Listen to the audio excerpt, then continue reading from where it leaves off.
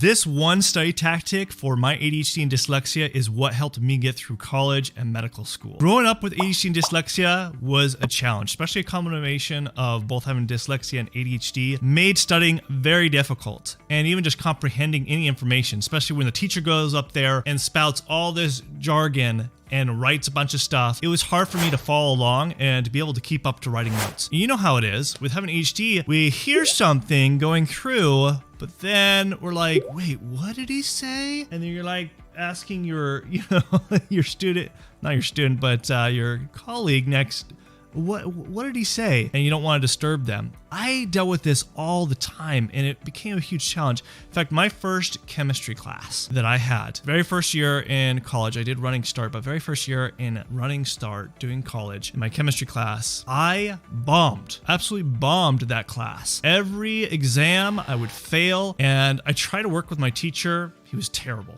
Absolutely terrible. He was not willing to work with me, and I just couldn't keep up, and I actually failed that class, and that was devastating. I thought I wasn't smart, and that professor actually told me to forget about even going into medical school, forget even going into any of the sciences, because I sucked at that, and told me to forget about it. Made me cry. I was like, oh my gosh, maybe I need to rethink things. But luckily, because I had stubborn persistence, I had a lot of people, really encouraging me to push forward, because this was my dream. This is something that I knew I had to do for myself. So what I did is I decided to, okay, I'm going to retake this class, but with a different teacher. And what I did is I interviewed teachers. That's what I would do, is I would interview teachers. And this is really important. When you're going into college, I would interview teachers before even deciding to take their class. See if you mesh with them, see if you like how they teach.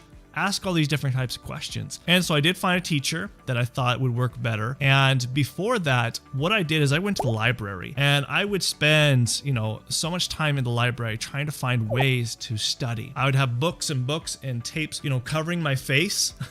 And the librarians knew me really, really well, because I would always come in with trying to find new information about how to study, especially with the ADHD brain and having dyslexia, knowing what is the best tactics for me to be able to learn this. And I came across something that changed my life, absolutely changed my life for when it came to studying and actually taking exams and tests. And what I discovered was mind mapping. If you have not heard about mind mapping and you are a visual learner, oh my gosh, this was a godsend for me, because what mind mapping is, just to kind of give you a picture of what mind map is, basically how it works is there's a central idea. So when your professor they always have a topic. That's the thing. You got to understand how your professor or teacher structures the way they teach, but typically they will have a topic, and how mind map works is you have a piece of paper, you draw in the very center, and you make it very visual with characters and stuff like that. Make it as funny as possible. And you draw the center idea, and then they'll talk about subtopics as they're talking about in that lecture that day. And then you use keywords and you use visuals and you branch off to it. So how mind map works is a center idea, then you branch off to it, and then also have those subtopics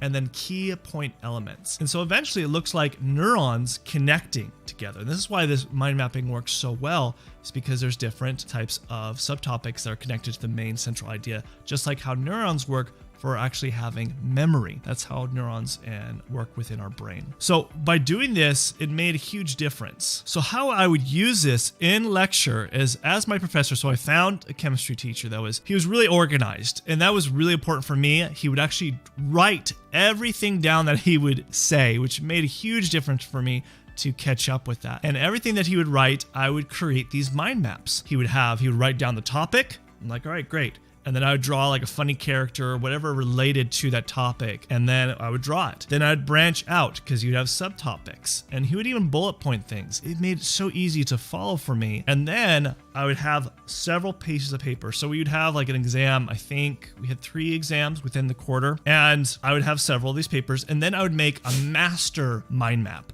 So how a master mind map works is essentially you have a visual for each one of those notes that you created, each one of those mind maps. So you have an actual specific target picture.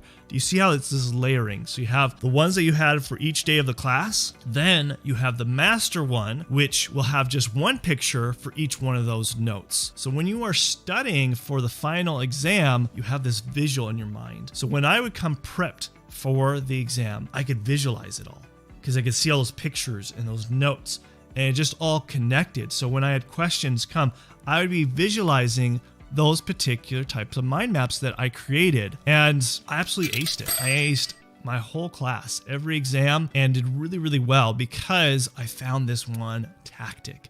Made all the difference for me. And guess what? This is exactly what I used throughout college, throughout all my other classes, as well as throughout medical school.